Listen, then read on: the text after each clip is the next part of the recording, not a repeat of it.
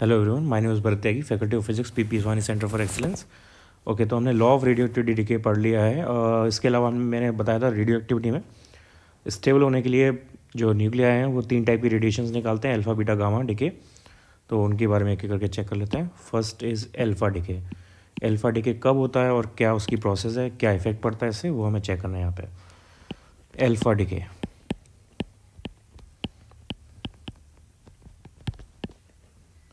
okay, so in general when some nuclei decay an alpha particle along with some energy also releases from this reaction, this following reaction occurs. Suppose हमारे पास एक element है x जिसका atomic number है z, mass number है a, और यहाँ से alpha decay हुआ। Alpha decay is basically helium nucleus, वो यहाँ से अलग हो जाता है। एंड सिंस वी नो, और यहाँ से सपोज दूसरा एक पार्टिकल बनेगा y, दूसरा न्यूक्लियर बना है, इसको हम बोलेंगे डॉटर न्यूक्लियर। जो प्रोडक्ट में न्यूक्लिया बन रहा है वो डॉटर न्यूक्लिया है, जो रिएक्टेंट में न्यूक्लिया है वो पेरेंट न्यूक्लिया है। सो क्योंकि दोनों साइड पे LHS RHS साइड पे न्यूक्लियंस का नंबर कंजर्व होना चाहिए, सो Z में से अगर 2 न्यूक्लियंस 2 प्रोटॉन्स यहाँ पे हीलियम में अलग हो गए तो यहाँ पे बचेंगे Z-2 एटॉमिक नंबर, और A में से 4 रिलीज़ हो गया तो यहाँ पे बचेगा A-4, साथ में एनर्जी रिलीज़ होगी। दैट मीन्स कि अल्फा पार्टिकल डिके जब होता है तो मास नंबर में 4 का डिक्रीज होता है और एटॉमिक नंबर में 2 का डिक्रीज होता है। In alpha decay mass number A decreases by 4 and atomic number Z decays by 2 या decreases by 2। ओके, यहाँ से हम इसकी एनर्जी निकाल सकते हैं। जैसे पहले मैंने बताया था, डेल टाइम निकाल के हम एनर्जी यहाँ की कितनी एनर्जी रिलीज़ हुई है वो भी हम फाइंड आउट कर सकते हैं। So this is alpha decay. Alpha decay occur करता है जब n/z, जब जो न्यूक्लियस का जो साइज़ है वो काफ़ी लार्ज है, तब अल्फा डिके अकर करता है, जिससे साइज़ उसका छोटा हो जाता है और वो ज़्यादा स्टेबल हो जाता है।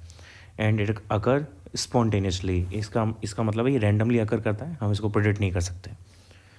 ओके, नाउ ये हो गया alpha decay. Second one is beta decay. Beta decay थोड़ा कॉम्प्लिकेटेड है क्योंकि इसमें मल्टीपल टाइप के एग्जांपल्स हो सकते हैं, जैसे पॉजिट्रॉन निकल सकता है, इलेक्ट्रॉन निकल सकता है। सो इसमें 3 टाइप के वेरिएशंस हो सकते हैं mainly. First one is beta minus decay.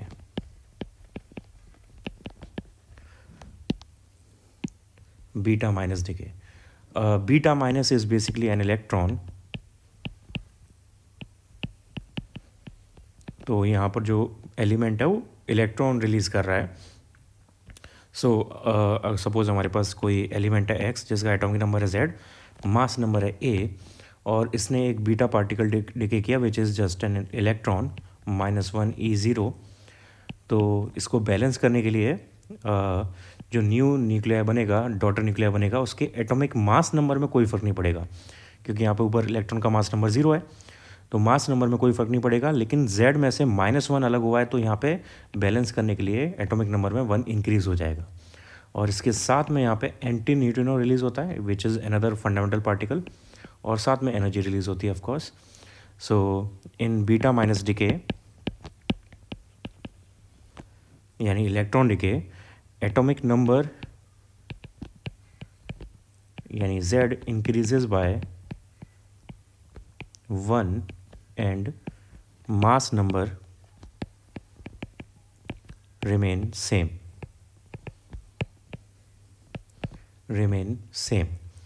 Important point about this: beta negative decay usually occurs with nuclides for which neutron to proton ratio is too large.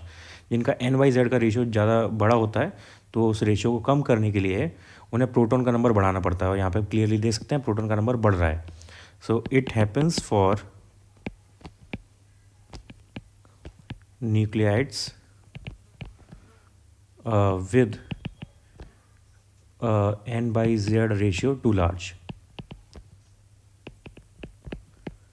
That means उनके पास proton के comparison में neutron ज़्यादा हैं stability के point of view से, तो वो वहाँ पे प्रोटॉन्स को कम ज़्यादा करना चाहते हैं न्यूट्रॉन के कंपैरिजन में, ताकि ज़्यादा स्टेबिलिटी हमें मिल सके। और इससे क्या होगा, एन डिक्रीज़ हो जाएगा कंपेरेटिवली एंड जेड इंक्रीज़ हो जाएगा, और मास नंबर में कोई फ़र्क नहीं पड़ेगा ऑब्वियसली। और एंटी न्यूट्रॉन पार्टिकल जो है वो न्यूट्रॉन का एंटी मैटर पार्टिकल है जो इस रिएक्शन में रिलीज़ होता है, और इन पार्टिकल्स का न्यूट्रिनो और एंटी न्यूट्रॉन पार्टिकल का कोई चार्ज नहीं होता। This is neutrino and this is antineutrino. This both are fundamental particles, और ये एक दूसरे के एंटी मैटर पार्टिकल्स हैं। एंटी मैटर का मतलब होता है कि अगर हमारे पास कोई एलिमेंट है उसका एंटी मैटर जो होगा वो बिल्कुल आइडेंटिकल होगा एक्सेप्ट फॉर इट्स चार्ज, उसका जो चार्ज है वो अपोजिट होगा। लेकिन न्यूट्रिनो का स्पेशल केस है, न्यूट्रिनो के ऊपर चार्ज भी नहीं होता, लेकिन तब भी हर पार्टिकल का एक एंटी पार्टिकल सबका प्रेजेंट होता है। तो हमारे पास न्यूट्रिनो है तो एंटी न्यूट्रिनो होगा, इलेक्ट्रॉन है तो एंटी इलेक्ट्रॉन होगा जिसको हम पॉजिट्रॉन बोलते हैं, प्रोटॉन है तो एंटी प्रोटॉन होगा, क्वार्क है एंटी क्वार्क होगा। हर पार्टिकल का एक एंटी पार्टिकल होता है। और ये जो पार्टिकल है इनका चार्ज ज़ीरो है, ज़ीरो चार्ज, बट इनका मास होता है और वो बहुत स्मॉल मास है।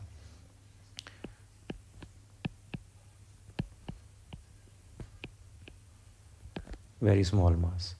ओके, एंड न्यूट्रिनोज के बारे में डिस्कवरी की थी एक्सपेरिमेंटली इनको ऑब्जर्व किया था 1953 में फ्रेडरिक ग्रीन्स ने।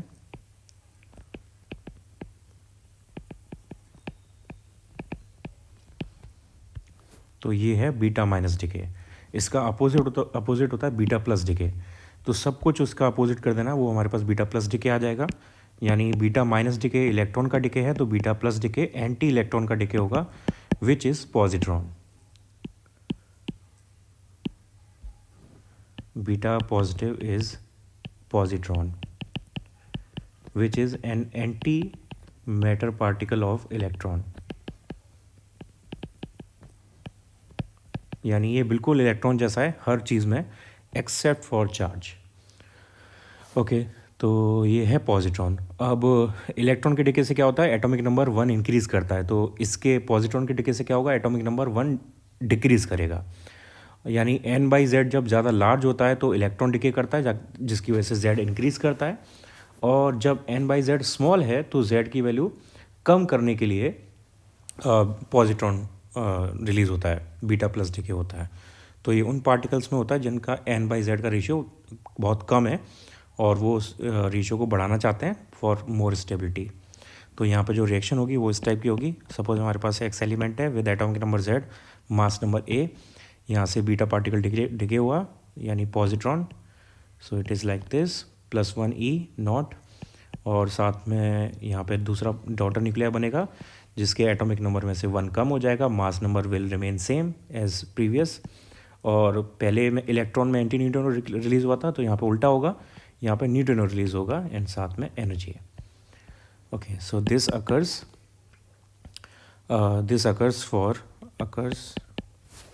For nuclei with n/z too small. तो वो z की वैल्यू को कम करके n/z का रेशियो बड़ा कर देते हैं, यानी न्यूट्रॉन का नंबर कंपेरेटिवली बढ़ जाता है एट प्रोटॉन का नंबर कंपेरेटिवली कम हो जाता है। ओके, ये हो गया beta plus decay. Now third type of decay in beta decay is electron capture.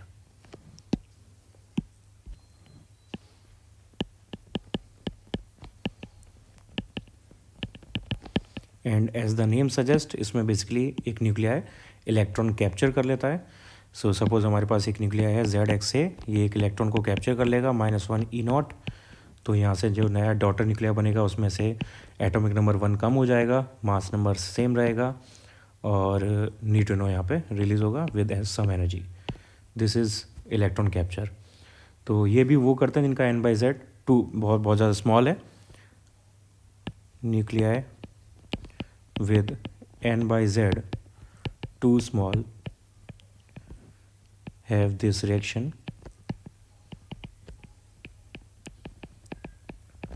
जिससे वही इफेक्ट पड़ता है जो बीटा प्लस का यानी पॉजिट्रॉन का इफेक्ट होता है, वही इफेक्ट यहाँ पर पड़ता है। Such nuclides can capture an orbital electron usually in the K shell and a proton in the nucleus can combine to form a neutron. Electron के शेल से न्यूट्रॉन के न्यूक्लियस के अंदर चला जाता है और वो प्रोटॉन के साथ रिएक्ट करके न्यूट्रॉन बना देता है, जिससे न्यूट्रॉन का नंबर बढ़ जाता है, जिससे n/z का रेशियो बढ़ जाता है, और उससे स्टेबिलिटी जो है उस पार्टिकल की, उस एलिमेंट की या उस न्यूक्लिया की इंक्रीज हो जाती है। Third and final type of decay is gamma decay. So gamma decay में एक एक्साइटेड हाई एनर्जी न्यूक्लिया है, एक हाई एनर्जी फोटोन रिलीज करके लोअर एनर्जी स्टेट को अचीव कर लेता है, जिससे वो ज़्यादा स्टेबल हो जाता है। सो न्यूक्लिया है having high energy levels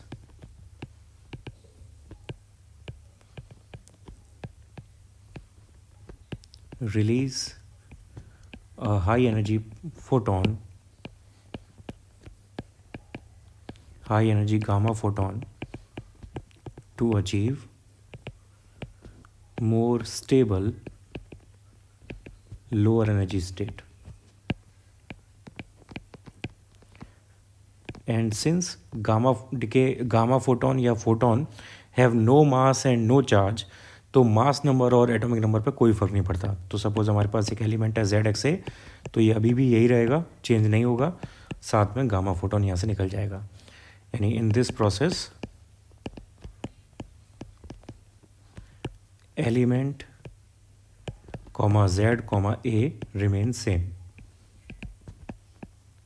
no change occurs, सिर्फ एनर्जी लेवल जो है वो चेंज हो जाता है।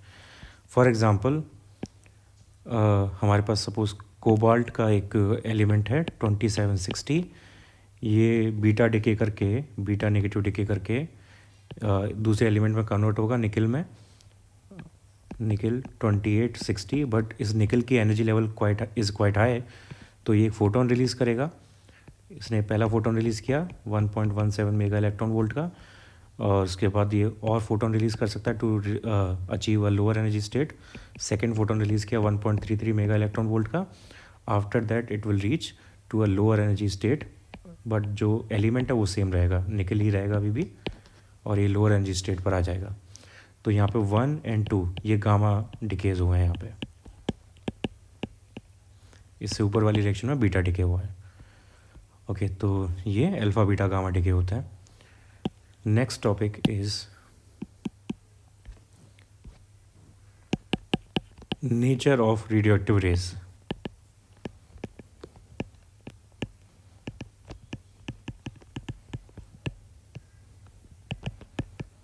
नेचर ऑफ रेडियोएक्टिव रेज, इसको ऑब्जर्व किया था रदरफोर्ड ने experimentally.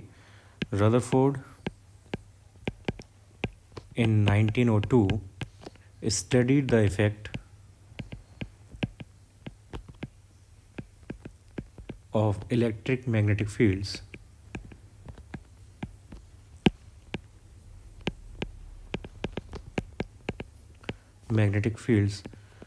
on the radioactive rays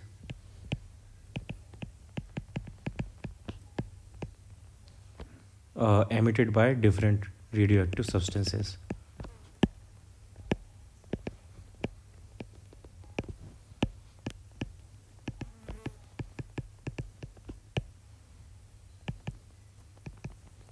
Radioactive substances. In this, he kept a radioactive substance in a thick walled lead box, because जो lead होता है वो रेडिएशन को एब्जॉर्ब कर लेता है, बाहर निकलने नहीं देता, ब्लॉक कर देता है, and applied an electrostatic field to the radioactive rays emerging from the narrow opening in the box. He also studied the behavior of these radiation in magnetic field and observed that radioactive rays or particles are three types. तो उसका experiment बहुत simple type का था, मैं यहाँ पर diagram बना रहा हूँ, उसको समझा रहा हूँ, इसकी जो वर्किंग है वो आपको खुद लिखनी है। तो we have a box made of lead, और इस बॉक्स के अंदर ही placed, this box is made of lead ताकि रेडिएशन ब्लॉक हो जाए, और एक टाइनी होल इसमें है जहाँ से सिर्फ रेडिएशन निकल सकती है ताकि हम उसको ईजिली ऑब्जर्व कर सकें। Here he placed the radioactive source and outside he placed an electric field that is basically a positive side and negative side,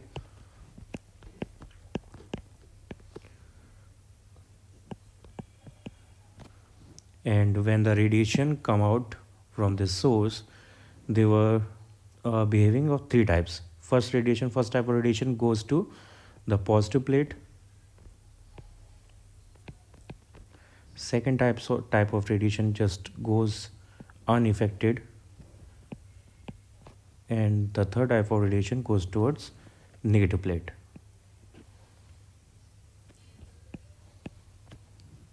तो तीन टाइप की रेडिएशन वहाँ से मिली हमें.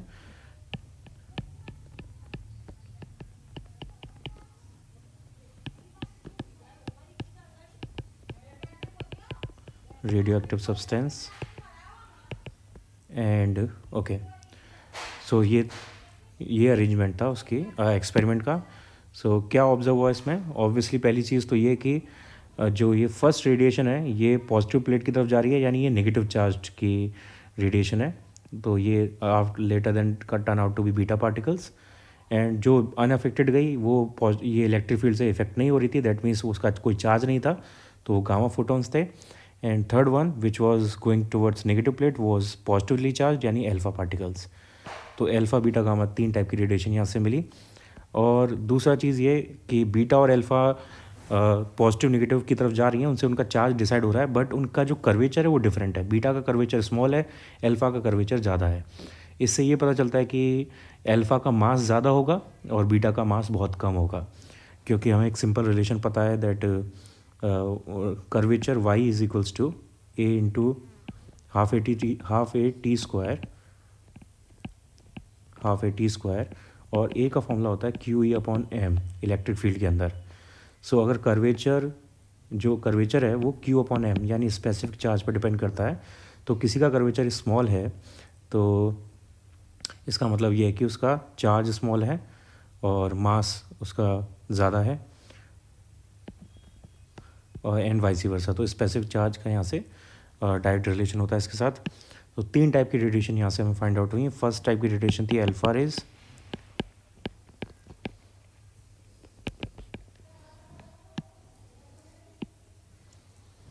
Alpha rays are rays which are deflected towards negative plate and then radius was large. Radius large होने का मतलब ये हुआ कि उनका मास ज़्यादा था. Second type of radiation was beta raise. Beta raise positive plate की तरफ गई, इसका मतलब उनका चार्ज नेगेटिव था और उनका रेडियस स्मॉल थी, इसका मतलब उनका मास काफ़ी कम था. Third type of radiation was gamma rays. Gamma rays deflect नहीं हुई, दैट मीन्स उनका चार्ज जो है वो ज़ीरो था, तो वो turn out to be photons. Photons का चार्ज ज़ीरो होता है ऑब्वियसली. तो ये तीन टाइप की रेडिएशन यहाँ से हमें मिली. कुछ इंपॉर्टेंट चीज़ें और ऑब्जर्व हुई इसके बारे में. No radioactive substance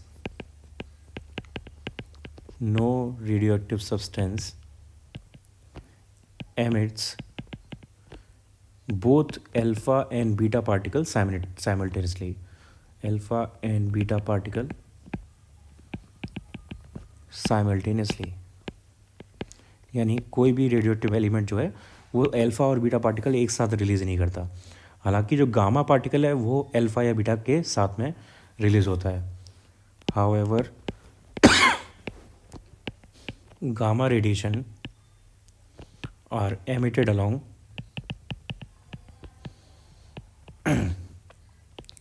with both alpha and beta particles. ऐसा क्यों है? क्योंकि अल्फ़ा डिके एक अलग पर्पज़ से होता है, बीटा डिके अलग पर्पज़ से होता है.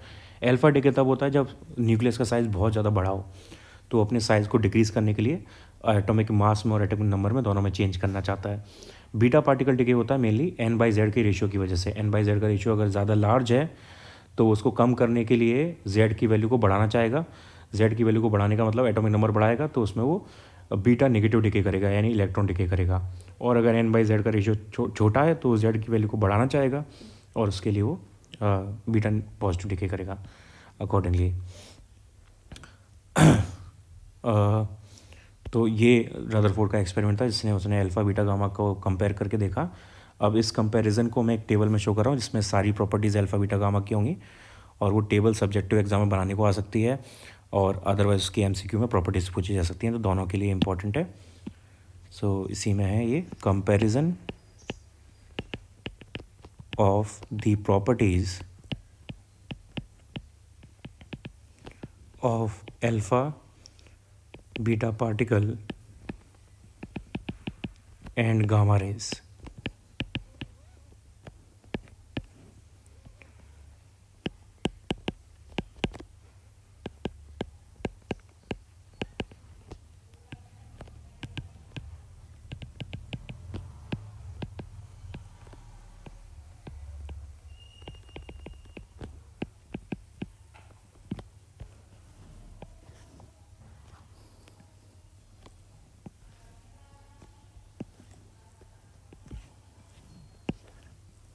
Okay, first is nature.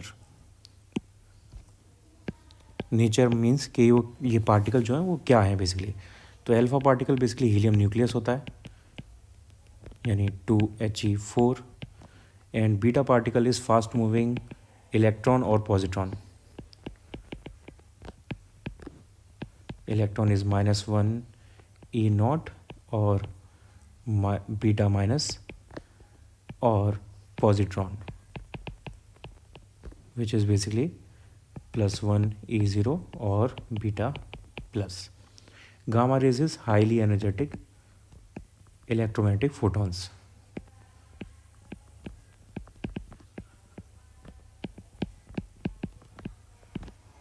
Second property,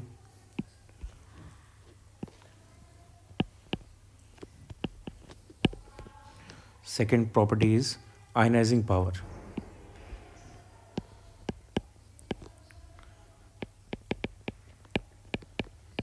ionising power decide होती है इस फैक्ट से कि वो स्लो चल रहा है किसी मीडियम में या फास्ट चल रहा है. जो पार्टिकल स्लो चलता है वो ज़्यादा इंटरेक्ट कर पाता है मीडियम के एटम्स के साथ और वो ज़्यादा उनको आयनाइज कर पाता है. और जिसका मास ज़्यादा होता है, जो ज़्यादा हैवी होता है, वो ज़्यादा स्लो चलेगा और ज़्यादा हैंस आयनाइज करेगा. तो इन सब में अल्फा पार्टिकल सबसे हैवी है, तो अल्फा पार्टिकल सबसे स्लो चलता है और वही सबसे ज़्यादा आयनाइज करता है. तो it's ionising power is highest alpha particle के लिए, and it is about 100 times of beta particles. And beta particle in between है. बीटा पार्टिकल का मास अल्फा से कम होता है, गामा से ज़्यादा होता है, तो इसकी भी आयनाइजिंग पावर अल्फा से कम है, बीटा गामा से ज़्यादा है. It is about 100 times of gamma, और गामा की आयनाइजिंग पावर इज़ मिनिमम. और आयनाइजिंग पावर का अपोजिट होता है पेनिट्रेटिंग पावर, यानी कोई कितना ज़्यादा इजीली किसी मीडियम में ट्रैवल कर सकता है, वो पेनिट्रेटिंग पावर होती है. तो इसका इन्वर्स रिलेशन है आयनाइजिंग पावर के साथ, यानी जिसकी आयनाइजिंग पावर कम होगी उसकी पेनिट्रेटिंग पावर ज़्यादा होगी, and vice versa.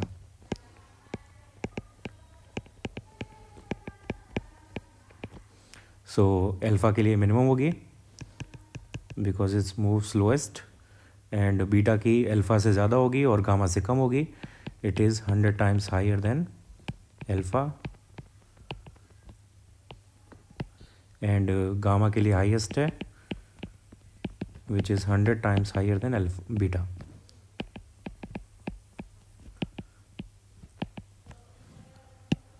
Okay, next property is mass.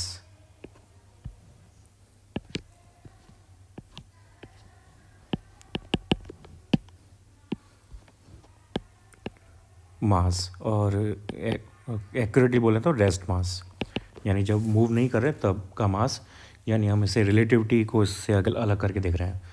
तो अल्फ़ा पार्टिकल का मास 4U के बराबर होता है, and 1U is 1.66 10⁻27 kg. Alpha particle में बेसिकली 2 प्रोटॉन होते हैं, 2 न्यूट्रॉन होते हैं. तो 2 प्रोटॉन प्लस 2 न्यूट्रॉन का जो मास है वो अल्फ़ा पार्टिकल का मास होता है, which is about 6.6 × 10⁻27 kg.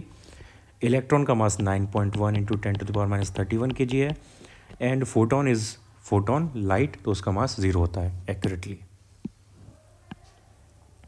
Fifth property is charge. तो हीलियम न्यूक्लियस पर हमें ऑलरेडी पता है 2 प्रोटॉन होते हैं, तो इसका चार्ज जो है वो 2 प्रोटॉन के बराबर है, यानी 2 times of electron charge in positive. That will turn out to be 3.2 × 10⁻19 coulomb. और यहाँ पे बीटा पार्टिकल के लिए अगर इलेक्ट्रॉन है तो ऑब्वियसली -1.6 × 10⁻19 कूलम चार्ज होगा, अगर पॉजिट्रॉन है तो +1.6 इंटू 10⁻⁻19 कूलम चार्ज होगा, और लाइट का चार्ज 0 होता है, यानी फोटोन का, गामा फोटोन का charge is 0। And six property is speed. तो स्पीड में गामा फोटोन यानी light obviously always travels with speed of light c, and beta particle की स्पीड काफ़ी हाई होती है, अल्फा पार्टिकल से ज़्यादा होती है, लेकिन गामा से ऑब्वियसली कम होगी। वो लाइट की स्पीड से ट्रेवल नहीं कर सकता क्योंकि वो ज़ीरो मास का नहीं है। It is about 1% to 99% of speed of light. And alpha particle की स्पीड स्लोएस्ट है, it is about 1.4 to 2.2 into 10⁻7 metre per second. ये इन सब की रेंज है स्पीड की। ओके, सो ये तीनों के बीच में कंपैरिजन था, अल्फा बीटा गामा रेडिएशंस के बीच में।